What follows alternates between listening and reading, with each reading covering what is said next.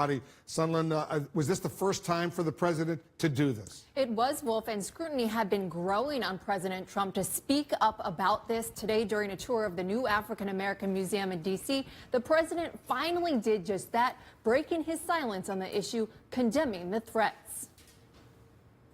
The anti-Semitic threats targeting our Jewish community and community centers are horrible. President Trump, for the first time, is speaking out on the rise of anti-Semitic incidents plaguing the country. And are painful and a very sad reminder of the work that still must be done to root out hate and prejudice and evil. Trump's condemnation coming after mounting pressure for him to do so.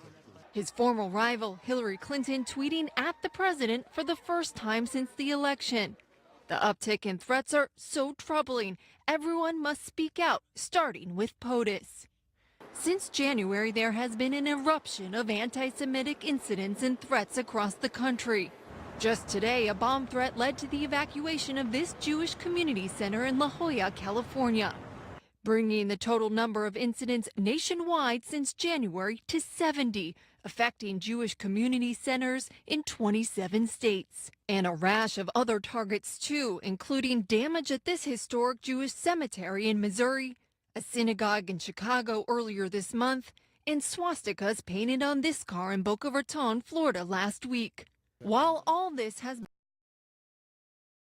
unfolding across the country, the president has remained silent.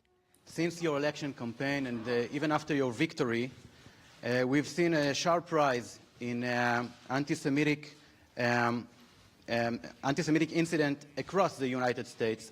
Given two opportunities last week alone to denounce the rise in hate, he deflected both.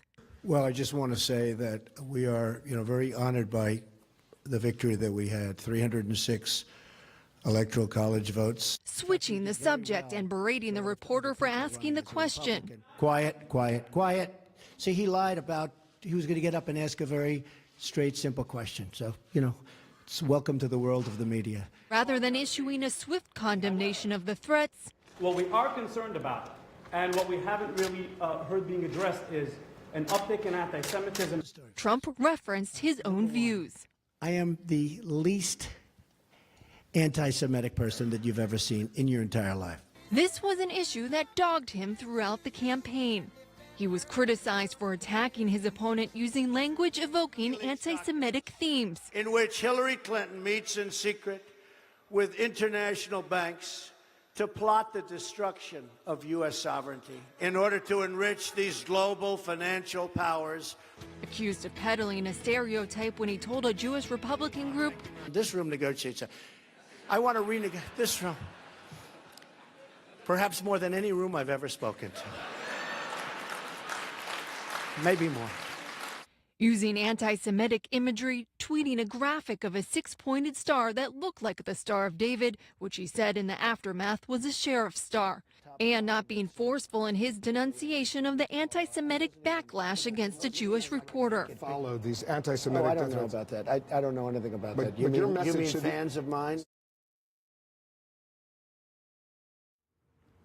And the criticism during the campaign leading his Orthodox Jewish son-in-law, Jared Kushner, to write an op-ed in Trump's defense about all this under the headline, "The Donald Trump I Know." And the White House press secretary today pushing back on all the new criticism Trump has received now as president, saying no matter how many times he addresses it, it's just not good enough. And groups like the Anti-Defamation League say, no, it's not good enough to just speak out against anti-Semitism. They are still waiting to hear what the administration will do to address these threats. Wolf. All right, Sunlen, thank you. Sunlen Serfati reporting for us. The White House says the president was moved by what he saw at the new African American